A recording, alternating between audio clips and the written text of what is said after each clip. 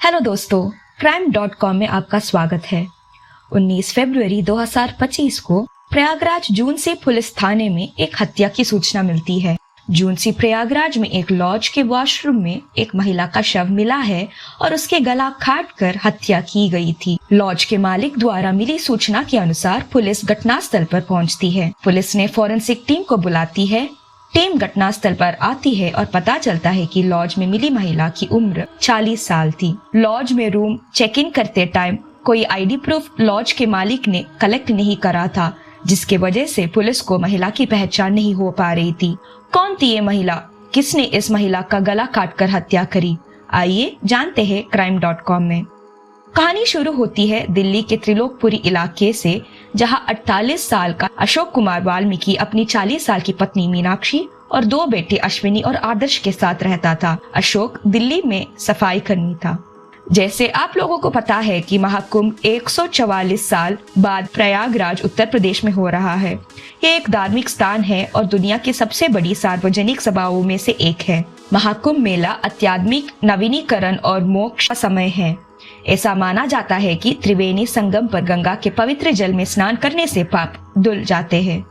अशोक भी अपनी पत्नी मीनाक्षी के साथ महाकुंभ में शामिल होने के लिए प्रयागराज जाने की योजना बनाता है। 18 फरवरी 2025 को अशोक अपनी पत्नी के साथ संगम में पवित्र डुबकी लगाने के लिए त्रिलोकपुरी से प्रयागराज के जूनसी स्टेशन पर पहुंचते हैं।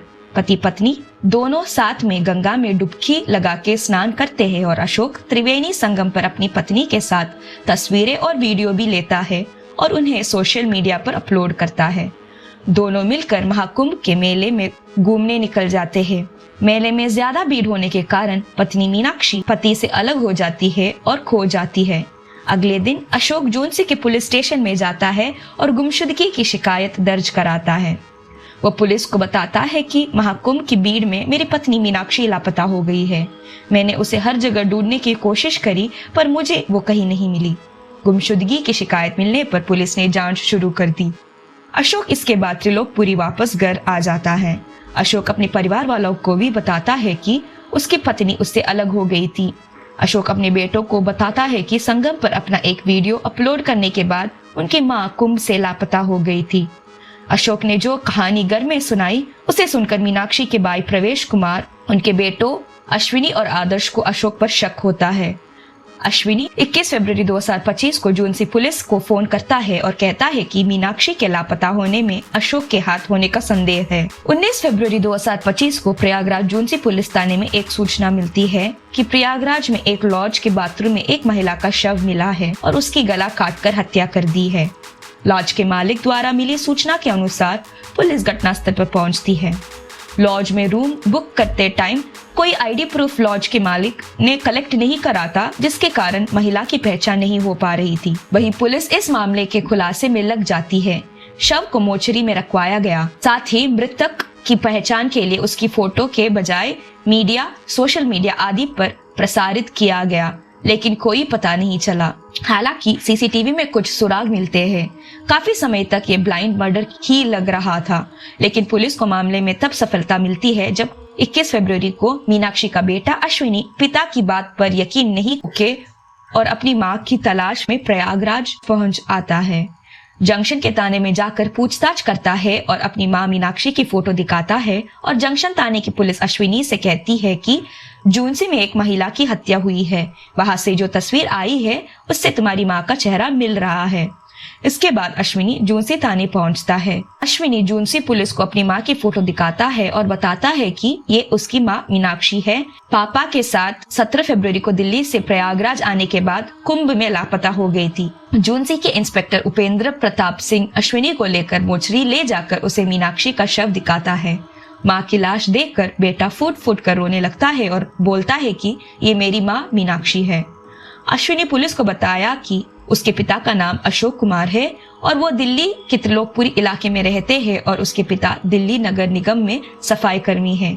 इसी बीच पुलिस ने सीसीटीवी कैमरों की फुटेज भी जुटा लेती है, जिसमें महिला एक युवक के साथ जाती दिखाई देती है। सीसीटीवी में दिखाई देने वाला युवक कोई और नहीं अशोक कुमार ही था। डीसीपी नगर अभिषेक भारती और उनकी टीम ने इस ब्लाइंड मर्डर का खुलासा करती है। पुलिस ने अश्विनी से उसके पिता को फोन करवाती है। बेटे के बुलाने पर अशोक 21 फरवरी को प्रयागराज बैरहना पहुंच आता है। वहां से पुलिस उसे गिरफ्तार कर लेती है। अशोक को गिरफ्तार कर उससे उसकी पत्नी के बारे में पूछताछ करने लगती है। पहले तो वो घुमा फिरा कर जवाब देता है, मगर जब पुलिस ने सख्ती से पूछा तो उसने बताया कि मैंने ही मीनाक्षी को मारा है, चाकू से उसका गला काटा है। यह सुनकर पुलिस स्टेशन में जो भी लोग थे सबके होश उड़ गए। किसी को यकीन नहीं हो रहा था कि जो पति अपनी पत्नी को महाकुंभ में लेकर आता है वही अपनी पत्नी को मार देगा। अशोक 4 महीने से अपनी पत्नी की हत्या की योजना बना रहा था। उससे पूछताछ में पता चला कि वो क्राइम थ्रिलर मूवी से प्रेरित था, इसलिए अपराध करने के लिए वो दिल्ली से चाकू भी लेकर आया था। अशोक बताता है कि उसका दिल्ली में एक महिला से अवैध संबंध है। इस बात की भनक मीनाक्षी को हो गई थी। वह रोज इसको लेकर झगड़ती थी, इसलिए अशोक मीनाक्षी को मारने का प्लान बनाता है। अशोक को प्रयागराज महाकुंभ में अपराध करने का सबसे सही स्थान लगा। अशोक ने सोचा, पत्नी को यहाँ मार दूंगा और लोगों से यह कह दूंगा कि वह कहीं गुम हो गई है। अशोक दिल्ली से मीनाक्षी को प्रयागराज महाकुंभ लेकर आता है। पत्नी की हत्या करने से पहले संगम पर स्नान करवाता है। अशोक संगम पर स्नान करने का 22 सेकंड का वीडियो बनाकर सोशल मीडिया पर अपलोड करता है। बाद में रात के दौरान अशोक और मीनाक्षी कुछ दूर चलते और आजाद नगर इलाके में आवास की तलाश करता है। उन्होंने निवासियों से रात बिताने के लिए कुछ जगह देने का अनुरोध करता है। अशोक ने दावा किया कि वे गरीब है और होटल में रहने का जोखिम नहीं उठा सकते। उसने जानबूझकर एक ऐसा लॉज ढूंढा जहां कोई उसका आइडेंटिटी प्रूफ ना मांगे और वह आसानी से अपराध कर सके और भाग सके। सुरेंद्र ने अपने मौसी के बेटे संजय के यहाँ लॉज में 500 रुपए में किराए पर कमरा अशोक को दिलवाता है।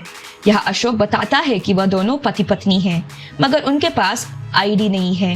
लॉज मालिक ने उसे बगैर आईडी के कमरा देता है।